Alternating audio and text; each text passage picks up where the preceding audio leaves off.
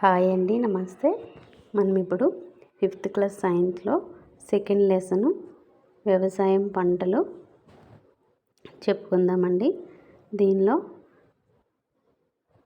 Highlight చేసిన points చూసుకుంటే సరిపోతుందండి. ఇక్కడ ఏంటి అని అంటే వ్యవసాయం కోసం ఉపయోగించే పనిముట్లు అనేసి అని అన్నారు. ఏంటి వ్యవసాయం కోసం యూజ్ చేసే పనిముట్లు అనేసి మనకు ఆప్షన్స్లో ఇస్తారండి. నాగలి, గొర్రు, పార, కొడవలి, గడ్డపార, కలుపు తీసే యంత్రం, పంట నూర్పిడి చేసే యంత్రం, వరి నాట్లు వేసే యంత్రం, ఇవన్నీ మనకి గుర్తుంటాయి. బట్ దీనిలో ఈ గొర్రు అనేది ఇంపార్టెంట్ అండి. నెక్స్ట్ వన్ ఏంటి అని అంటే విత్తనాలని మనం అప్పుడు ఎలా దాచుకునేవాళ్ళు అనేసి ఇక్కడ చెప్పారండి. విత్తనాల్లో మంచి క్వాలిటీ ఉన్న విత్తనాలను దాచుకునేవారు. ఇప్పుడు ప్రభుత్వమే వాటిని సప్లై చేస్తుంది కాబట్టి భద్రపరచుకోవడం అనేది తగ్గించారండి.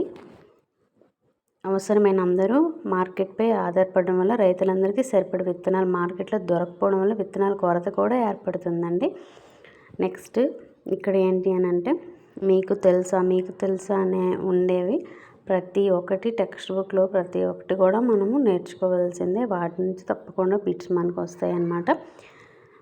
ఎందుకంటే ఎగ్జామ్స్ వేరే సెషన్స్లో జరుగుతాయి కాబట్టి ప్రతిదీ కూడా మనకి ఇంపార్టెంటేనండి. నెక్స్ట్ మన రాష్ట్రంలో ఎన్ని రకాల వరి వంగడాలు ఉన్నాయి అనేసి అంటే 5400 రకాల వరి వంగడాలు అనేవి కొన్ని దశాబ్దాల క్రితం ఉండేవి. 740 రకాల మామిడి మరియు 3500 రకాల వంకాయ రకాలు ఉండేవి. వంకాయ రకాలు ఎన్ని రకాలు ఉండేవి అంటే 3500 రకాలు. నెక్స్ట్ సాంప్రదాయ పంటల విత్తనాలని భద్రపరచడంలో మరియు అశ్రద్ధ వల్ల మనకి అనేక రకాలు కనుమరుగయ్యాయి అన్నమాట. నెక్స్ట్ మన దేశంలో national bureau of plant genetics సంస్థ మొక్కల జన్యువులను సేకరించి భద్రపరుస్తుంది. ఇది చాలా ఇంపార్టెంట్ అండి. ఇందులో ఏంటి అని అంటే ఏ సంస్థ మొక్కల యొక్క జన్యువుల్ని సేకరించి భద్రపరుస్తుంది అనేసి అడుగుతారండి. ఏంటంటే national bureau of plant genetics సంస్థ అనేసి మనం గుర్తుపెట్టుకోవాలనండి. కొన్ని మర్చిపోతామనేవి ఒక పక్కన రాసేసుకోవాలి. నెంబర్ ఆఫ్ టైమ్స్ రివిజన్ చేసుకోవాలి. నెక్స్ట్ ఇక్కడ మళ్ళీ మీకు తెలుసా అనేసి ఒకటి ఇచ్చాడనమాట. అంతర పంటలు అంటే ఏంటి అనేసి అంటే ఒకే చోట ఒకే కాలంలో ఒకటి కంటే ఎక్కువ పంటలు పండించడాన్ని అంతర పంటలు అని అంటారనమాట. ఒక ప్లేస్ తీసుకుంటే ఆ ప్లేస్లో ఒకే కాలంలో అనమాట ఒకే సీజన్లోని ఎక్కువ పంటలు పండించడాన్ని అంతర పంటలు అనేసి అంటారనమాట. నెక్స్ట్ ఇక్కడ ఈ మొత్తం హైలైట్ చేసినంతా కూడా ఇంపార్టెంట్ టాపిక్కేనండి. ఇదంతా కూడా ఇంపార్టెంట్ టాపిక్. ఇందులో చూసుకుందాం ఏంటంటే కంపోస్ట్ ఎరువు వానపాముల సాయంతో తయారు చేసేదాన్ని ఏమి అంటారు? వానపాముల సాయంతో తయారు చేసేదాన్ని వర్మీ కంపోస్ట్ ఎరువు అనేసి అంటారు. నెక్స్ట్ చీడ పురుగులు తెగుళ్ళు నివారణ కోసం వేప నూనె, పంచగవ్య మొదలగు సేంద్రియ ఈ పురుగు మందుల్ని వాడుతున్నారండి. నెక్స్ట్ ఈ పంచగవ్య అనేది ఏ రూపంలో ఉంటుంది అని అంటే ద్రవ రూపంలో ఉంటుంది.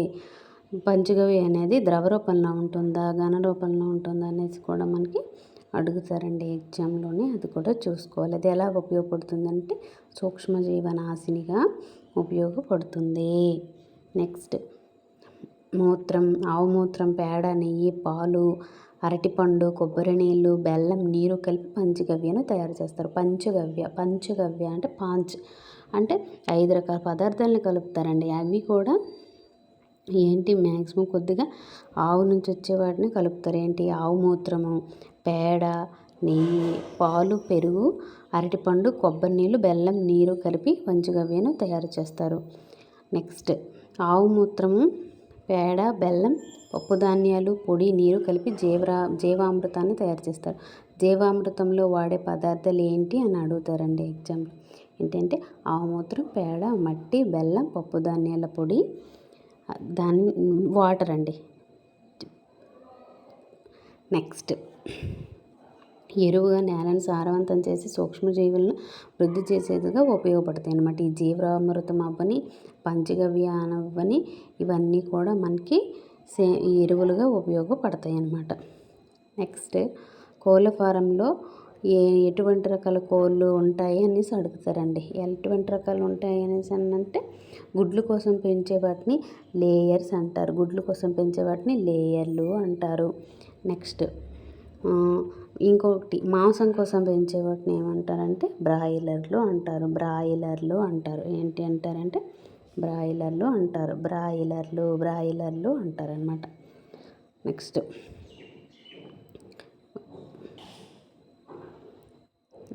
ఇక్కడ ఒక పర్సన్ కోసం ఇచ్చారండి. ఆ పర్సన్ ఎక్కడ ఉంటుంది అని అంటే